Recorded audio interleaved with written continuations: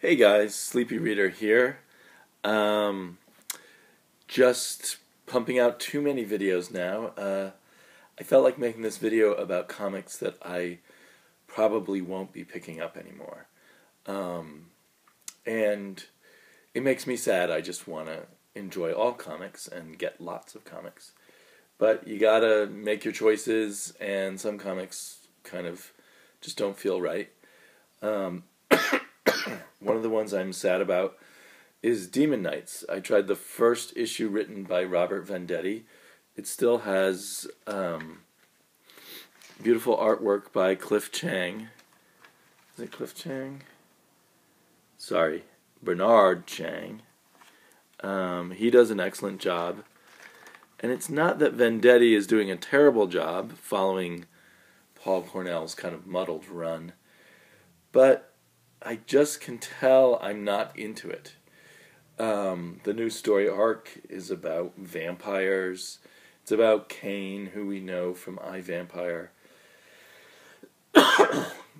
And he's trying to overrun Europe with an army of vampires, and I just can't care. Can't get involved. We're gathering up the Demon Knights again, who don't get along well with each other. There's a scene of very gross torture. I just don't care enough, even though I know Robert Venditti is a decent writer. The story's just not doing anything for me, so I'm just not going to hang on to Demon Knights anymore. I have a feeling Demon Knights is doomed anyway. Hopefully my choice is not dooming it, but it just doesn't seem like it's going to work for me. Then I picked up Judge Dredd #2, the IDW version. I don't know if this is considered an American version of Judge Dredd. It's written by Dwayne Sierzinski, who I've seen on a lot of American comic books, most notably right now Birds of Prey. But these stories just seem kind of to me, I'm afraid. This issue was recommended by Mr. Addy, and I respect his love for Judge Dredd, but I just couldn't get into it here. This is not my entry point into Judge Dredd. There was some great art in the second story by Brendan McCarthy, and that was a lot of fun. If the whole issue were by Brendan McCarthy, I might be a little more tempted, but really not that much, because these stories just seem so minor, and I can't get any feel for them other than they're very short cop procedural stories. And that's just not my cup of tea right now. Also sad is Scarlet Spider. I was really enjoying Scarlet Spider a few issues back, and I decided to not get the big crossover or the small crossover of Minimum Carnage with Venom, because crossovers always seem pointless to me, and I just thought I'd save my money, and I didn't want to have to buy multiple books. But now when I come back to Scarlet Spider, I just find there's nothing wrong with it, but I just don't care. There's a group of Mexican werewolves, potentially cool idea. Even though the art is by the same artists, it has a slightly different feel. I feel like maybe the artists aren't being true to themselves. They're trying too much to be like Ryan Stegman, maybe, but they aren't Ryan Stegman, and they don't do Ryan Stegman that well. But yeah, I just don't quite care enough. I'm looking for comic books that I'll get excited about every month, and I'm just not excited, so I'm going to let Scarlet Spider go. With everything, you can always pick it up later if you realize you were wrong, so there's no great tragedy. That's rare that you can't get something in trade or back issues, although it potentially could happen. Like, I don't know if all of these Judge Dredds will make it into trades. And I don't know, I haven't seen yet with the New 52 books, when they get canceled, will their last 6 issues make it into trades? I don't know. Talon I loved the one issue because of Juan Jose Ripe's drawing, but other than that, Talon has been very flat for me. Very predictable's maybe not quite the right word, but just no surprises. And nothing about his character really hooks me in. The most interesting character was kind of the bad guy in issue 2. Too bad they killed him off. If bad guy's the right word, the anti-hero of issue 2.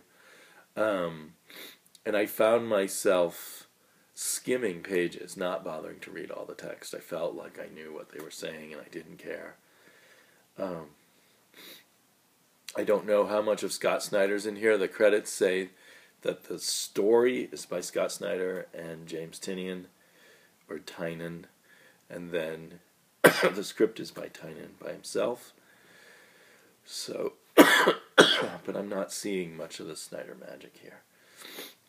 And I'm starting to wonder if I will like any books written by Tynion himself, by himself. This one's on the edge. Maybe I will pick up another issue, especially if I see good reviews of it. Morbius, the Living Vampire #1, had a really cool beginning. I'd say the first half of the comic was good, and then it kind of lost its air as it went more into kind of a backstory, and it just didn't grab me by the end of the book. The art was pretty good. The art was also better at the beginning of the book than towards the end of it.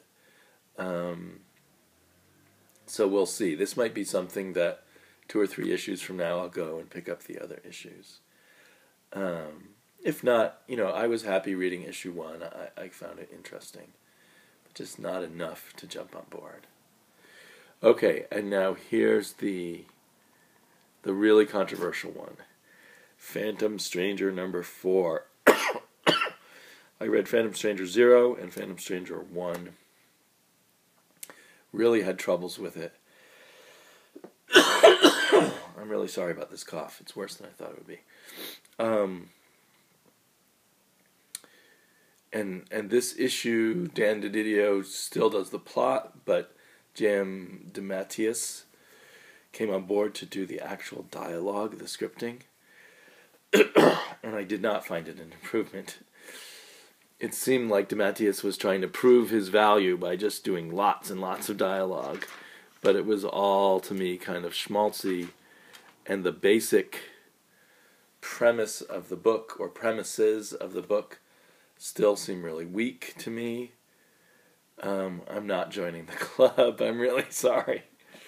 But for whatever reason, for me, this seems like a really poorly done comic book. Not just because the dialogue was bad, but because the ideas aren't thought through properly. It's too bad because I really like the idea of the Phantom Stranger, and there's a few other ideas I like here, like the idea that he is trying to have a normal family along with his life as the Phantom Stranger. I have no idea what so I've read 3 issues, I guess, out of 5 that have come out. I have no idea what the Phantom Stranger's powers are. I guess it's God or a higher power who just tells him what to do and he does it. But does he really do anything? I don't know. So it's very frustrating. I can almost imagine buying more issues of this to complain about it. But that seems like a dumb idea. So anyway, probably not picking up more Phantom Stranger right away. Sadly. And then I probably will pick up Star Wars #2 in this new Star Wars series started by writer Brian Wood. But I wasn't super excited by this issue. It seemed like a lot of setup and not particularly special setup. I guess Princess Leia is being sent on a covert mission, and that's about it. I did the art. I didn't love the art. To me, it didn't capture a Star Wars feeling at all.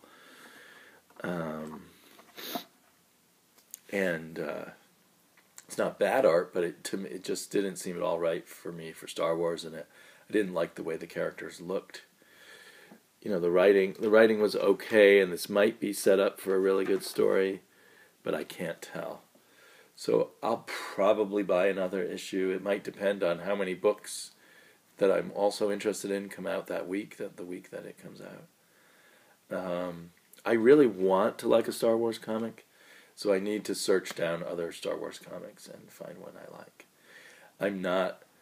I love the original 3 movies, but I'm not someone who is obsessed about all things Star Wars. But I certainly think it's rich, ripe material for some good comic books. And I certainly look forward to the new sequels that'll be coming up to see whether they're any good or not. Not totally psyched about J.J. Abrams. There's a lot of other directors I would have liked before him, but he's not a bad director. Did a decent job on Star Trek. So we'll see. Anyway, I've babbled on long enough about comic books I don't really want to read. Rob and Roger, I really was hoping to join the club, but I'm just not Phantom Stranger material. Bye-bye.